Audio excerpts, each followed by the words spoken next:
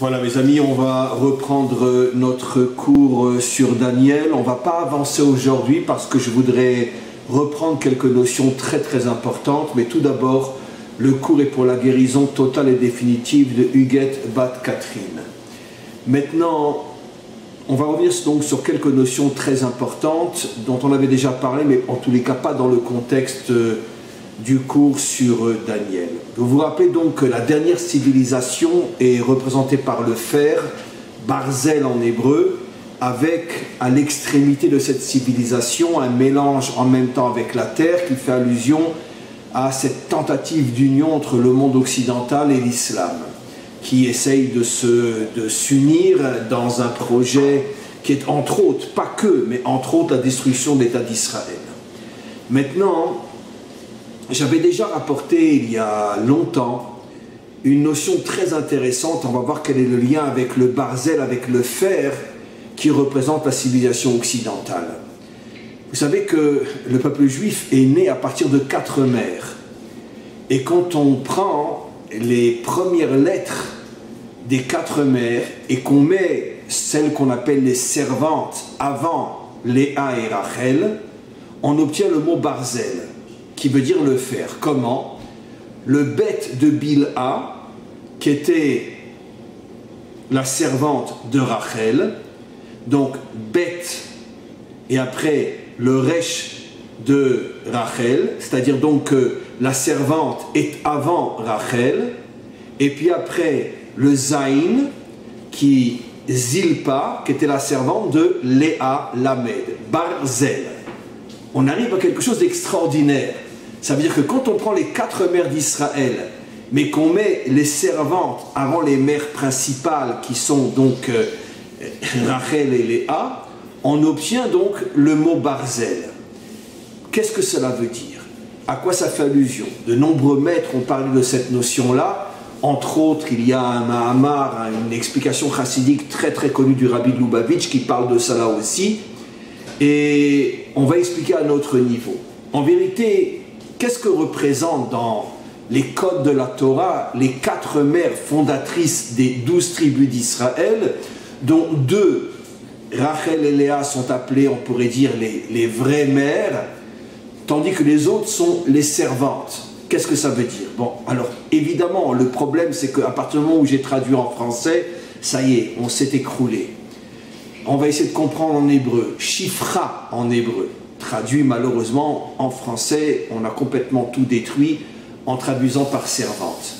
Mais à quoi ça fait allusion? Alors j'avais expliqué dans un cours il y a très longtemps que ça fait allusion aux 2 dimensions, la dimension spirituelle et la dimension matérielle. La dimension matérielle est appelée dans la Torah Shifra, alors que la dimension spirituelle est appelée d'une manière plus noble, ce que j'ai traduit moi par les vraies mères ou les vraies épouses. Les vraies épouses de Yaakov étaient Rachel et Léa, mais enfin surtout Rachel, mais Léa aussi, tandis que les autres sont appelées les servantes, encore une fois en français. Alors, les commentaires expliquent, le rabbi explique lui aussi dans son commentaire sur le mot Barzel, justement sur le fer. Et après, on va voir quel est le lien, bien sûr, avec la civilisation de Esav, la civilisation occidentale. C'est qu'il va y avoir une révolution dans le monde de la délivrance. On en a souvent parlé. Dans le langage chassidique, on dit que les Atid Lavo, dans le monde à venir, Aneshama Titparnes Minagouf, l'âme qui est spirituelle, se nourrira, recevra sa nourriture, c'est-à-dire recevra ses forces du corps. Sous-entendu que le corps sera au-dessus de l'âme. Dans un autre langage, la dimension matérielle sera au-dessus de la dimension spirituelle. Pourquoi? Comme je l'ai souvent expliqué, parce qu'en vérité, le Or Haganouz, la lumière cachée, qui est la lumière infinie d'Hachem, cette lumière est précisément cachée dans le monde matériel. Comme elle est cachée dans le monde matériel, aujourd'hui, le monde matériel nous apparaît comme quelque chose de très bas, de très négatif. Toutes les tentations, toutes les séductions, le culte de l'ego, tous les défauts se trouvent dans la matière. Mais le jour où la lumière cachée se dévoilera de l'intérieur même de la matière, on s'apercevra que finalement la matière va s'élever au-dessus même de ce que nous appelons aujourd'hui la dimension spirituelle. Et ça serait une révolution absolument incroyable à laquelle font allusion nos maîtres dans le Talmud, puisqu'ils disent que dans le monde à venir, Aelionim le mata ve atartonim le maala, tout ce qui est en haut dans ce monde sera en bas, et tout ce qui est en bas dans ce monde sera en haut. Et l'une des explications est que le monde matériel que nous voyons comme tout en bas sera en haut, et le monde spirituel que nous voyons comme en haut sera en bas. Et donc, on comprend aussi qu'au niveau des mères, il y a donc 4 mères, 2 mères, Rachel et Léa, qui représentent plus la dimension spirituelle, et celles qu'on appelle les Shifrot, les 2 servantes, qui représentent plus la dimension matérielle. Alors, dans le contexte biblique, qui est finalement le contexte de notre monde jusqu'à la délivrance, c'est la raison pour laquelle on les appelle les servantes, comme pour dire qu'elles sont inférieures à Rachel et Léa.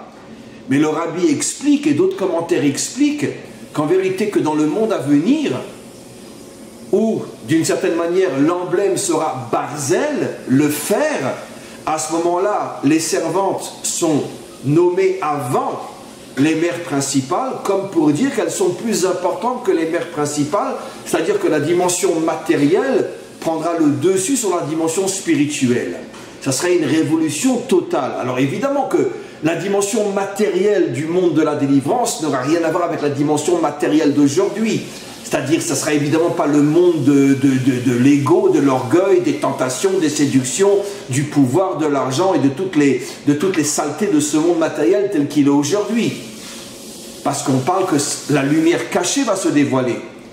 Mais qu'est-ce que signifie que la dimension matérielle sera au-dessus de la dimension spirituelle? Alors je vais donner un exemple simple.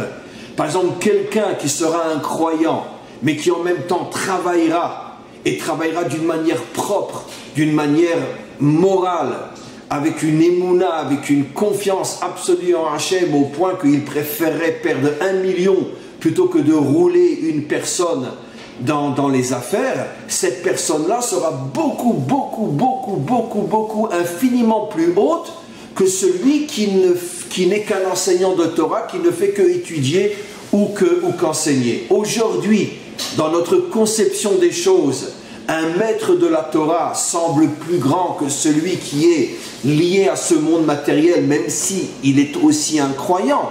Mais dans la mesure où il a une activité professionnelle qui lui prend énormément de temps, il étudie moins, il prie moins, il n'est pas capable d'enseigner. Donc évidemment que le maître est considéré comme étant plus grand. Mais dans le monde à venir, précisément les gens qui sont en bas, mais qui en même temps auront une vie morale, une vie fondée sur leur propre qualité, sur la justice, sur le respect de l'autre, sur la moralité, sur la confiance en Dieu, ceux-là seront beaucoup plus hauts que tous les maîtres de la Torah qui, même à cette époque-là, se consacreront uniquement à l'étude et à l'enseignement. Il y aura donc une révolution totale. Pourquoi? Parce qu'on comprendra que finalement celui qui est en bas et qui malgré tout reste attaché de toutes ses forces à Hachem, celui-là est beaucoup plus grand que celui qui est éloigné du monde matériel, qui a forcément moins de tentations, moins de possibilités de tomber, et donc fait moins d'efforts que celui qui est en bas et qui reste propre, qui reste moral. Et ça sera la vraie révolution qu'on verra dans le monde à venir. Alors maintenant, quel est le lien avec justement la civilisation occidentale qui elle aussi est appelée Barzel? Parce que justement, le faire dans le sens positif et le faire dans le sens négatif.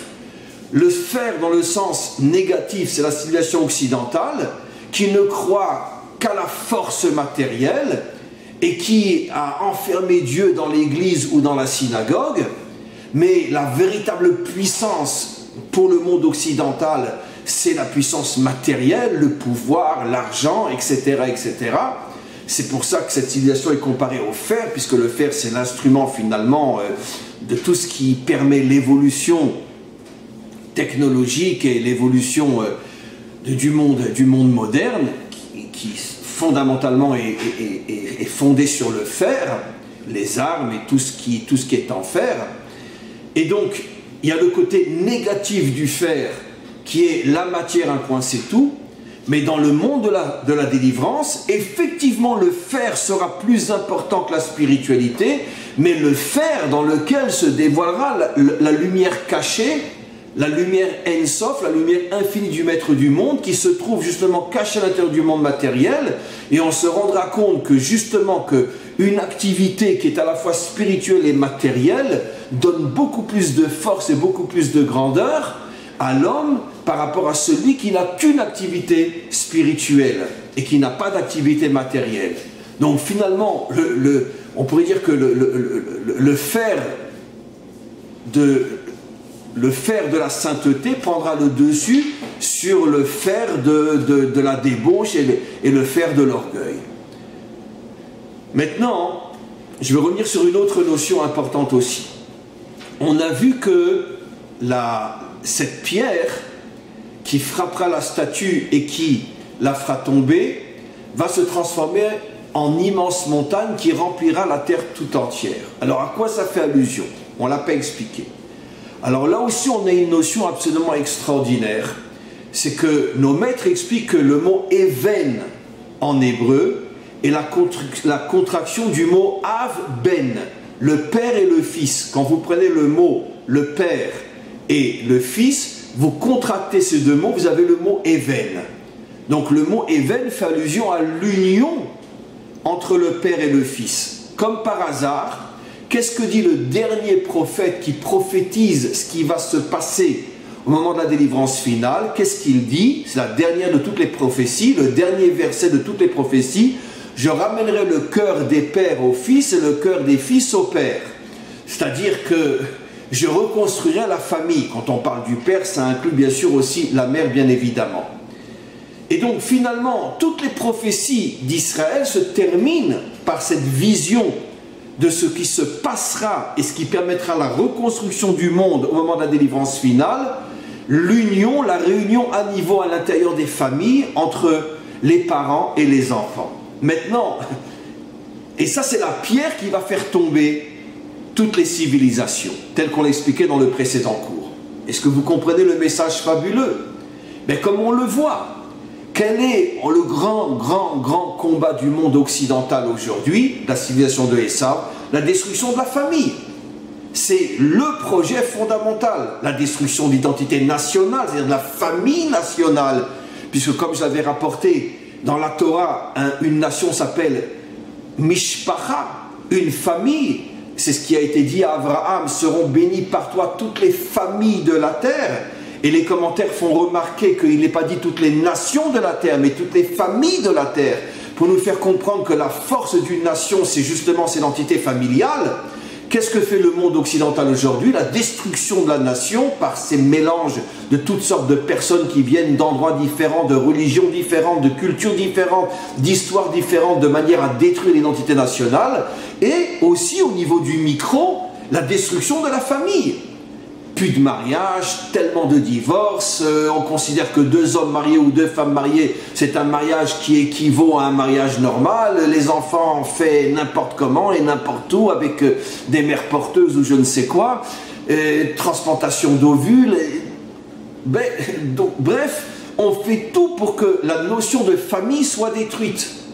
Et c'est le dernier grand combat du monde occidental. Pourquoi le monde occidental, plutôt pas le monde occidental, les dirigeants occidentaux veulent détruire la famille? On le sait très bien, parce que quand il n'y aura plus de famille et plus d'identité nationale, l'homme ne saura plus pourquoi il existe, ce sera beaucoup plus facile de le transformer en esclave, qui est le véritable projet de nos dirigeants, dans lequel on vient de rentrer maintenant avec ce fichu Corona, qui n'est qu'une invention pour arriver petit à petit à transformer toute l'humanité en esclave. Mais ça, on en a déjà parlé, on en reparlera. Mais donc, c'est quoi cette pierre qui va détruire la civilisation occidentale et toutes celles qui sont derrière? C'est la réunion à nouveau entre le père et le fils. Ça veut dire donc finalement la reconstruction de la famille. Cette pierre qui mettra fin à tout ce mensonge occidental, c'est justement le respect, la reconstruction de la famille. Un mari, une épouse, un fils et une fille. La famille fondamentale. Ça veut dire que notre vrai combat, et ça je m'adresse au monde entier, notre vrai combat contre le mal qui devient de plus en plus fort et de plus en plus dangereux, toute cette conspiration des imminences grises qui se cachent derrière les dirigeants et qui veulent nous transformer en esclaves, notre vrai combat c'est s'attacher de toutes nos forces à la famille. La paix dans le couple, le respect entre les parents et les enfants, et la famille dans le sens véritable du terme, et n'ayons pas honte de le dire et pas peur de le dire, un homme, une femme, un fils et une fille. Ça, c'est la pierre qui fera tomber le monde occidental. Et le monde occidental le sait. Et c'est la raison pour laquelle ils font tout, les dirigeants, pour faire tomber justement la famille. Et c'est cette pierre qui est la contraction entre le père et le fils qui fera tomber tous ces mensonges-là. Donc encore une fois, c'est le deuxième message de ce cours. Le premier message, c'était donc, comme je l'ai expliqué, la notion de faire, de comprendre l'importance de la vie matérielle d'une manière propre, juste, authentique et spirituelle. Cette vie authentique dans le monde matériel sera au-dessus du monde spirituel. Deuxième message, que nous devons mettre toutes nos forces, toute notre intelligence, toute notre sagesse dans le respect et la construction de la famille, parce que c'est l'arme qui finira par faire tomber tous les mensonges de ce monde. Maintenant, on comprend pourquoi cette pierre va devenir une montagne. Une montagne, c'est quelque chose que tout le monde voit, et même de très très loin. Ça veut dire que la famille va retrouver sa place de montagne. On prendra conscience que finalement, que tous les problèmes que nous avons eus dans l'histoire, toutes les destructions, toutes les guerres, toutes les idolâtries, toutes les perversions, toutes les catastrophes de l'histoire, tout vient de la fissure à l'intérieur de la famille. Exactement de la même manière que quand on fissure un atome, il y a une explosion qui détruit tout, une explosion nucléaire. La famille est appelée par nos maîtres l'atome de la création tout entière, l'atome de l'humanité tout entière. Lorsque l'on fissure la famille, à ce moment-là, il y a une explosion qui amène des destructions inimaginables. Et donc, encore une fois, vous comprenez maintenant pourquoi la première lettre de la Torah, c'est la lettre Bet. La lettre Bet, Bait, qui veut dire la maison, qui veut dire la famille. Pourquoi la Torah commence par une lettre qui fait allusion à la famille?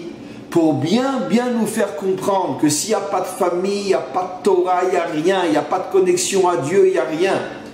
Un homme seul ne peut en aucun cas être connecté à Dieu. C'est absolument impossible, totalement faux. Il n'est connecté qu'à ses fantasmes et à ses illusions.